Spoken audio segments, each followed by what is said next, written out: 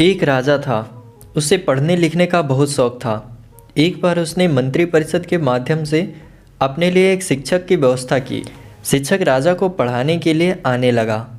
राजा को शिक्षा ग्रहण करते हुए कई महीने बीत गए, मगर राजा को कोई लाभ नहीं हुआ। गुरुजी तो रोज़ खूब मेहनत करते थे, परंतु राजा को शिक्षा का कोई फायदा नहीं हो रहा था। राजा बड़ा परेशान हुआ। गुरु की प्रतिभा और योग्यता पर सवाल उठाना भी गलत था, क्योंकि वो एक बहुत ही प्रसिद्ध और योग्य गुरु थे।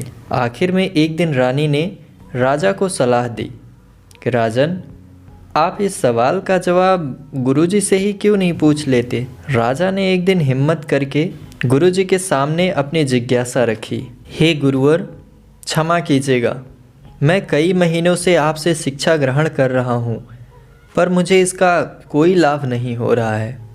ऐसा क्यों है? गुरुजी ने बड़े शांत स्वर में जवाब दिया, राजन, इसका कारण बहुत ही सीधा है। गुरुवर, कृपा करके आप शीघ्र ही इस प्रश्न का उत्तर दीजिए, राजा ने विनती की। गुरुजी ने कहा, राजन, बात बहुत छोटी है, परंतु आप अपने बड़े होने के अहंकार के कारण इसे समझ नहीं पा रहे हैं और परेशान और दुखी हैं। माना कि आप एक बहुत बड़े राजा हैं, आप हर दृष्टि से मुझसे पद और प्रतिष्ठा में बड़े हैं, परंतु यहाँ पर आपका और मेरा रिश्ता एक गुरु और शिष्य का है। गुरु होने के नाते मेरा स्थान आपसे उच्च होना चाहिए, परंतु आप स्वयं ऊंचे सिंहासन पर बैठते हैं और मुझे अपने से नीचे के आसन पर बैठाते हैं। बस यही एक कारण है जिससे आपको ना तो कोई शिक्षा प्राप्त हो रही है और ना ही कोई ज्ञान मिल रहा है। आपके राजा होने के कारण मैं आपसे यह बात नहीं कह पा रहा था। कल से अगर आप मुझे ऊंचे आसन पर बैठाएं और स्वयं नीचे बैठें तो कोई कारण नहीं कि आप शिक्षा प्राप्त ना कर पाएं।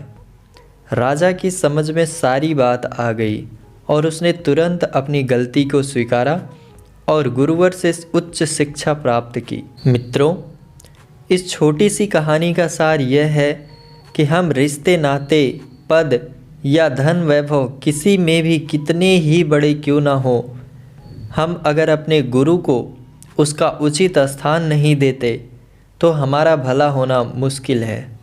और यहाँ स्थान का अर्थ सिर्फ ऊंचा या नीचे बैठने से नहीं है। इसका सही अर्थ है कि हम अपने मन में गुरु को क्या स्थान दे रहे हैं। क्या हम सही मायने में उनको सम्मान दे रहे हैं या स्वयं के ही श्रेष्ठ होने का घमंड कर रहे हैं। अगर हम अपने गुरु या शिक्षक के प्रति हेय भावना रखेंगे तो हमें उनकी योग्यताओं एवं अच्छाइयों का कोई लाभ नहीं मिलने वाला। और अगर हम उनका आदर करेंगे, उन्हें महत्व देंगे, तो उनका आशीर्वाद हमें सहज ही प्राप्त होगा। दोस्तों, आपने इस कहानी से क्या सीखा, हमें कमेंट करके ज़रूर बताएं।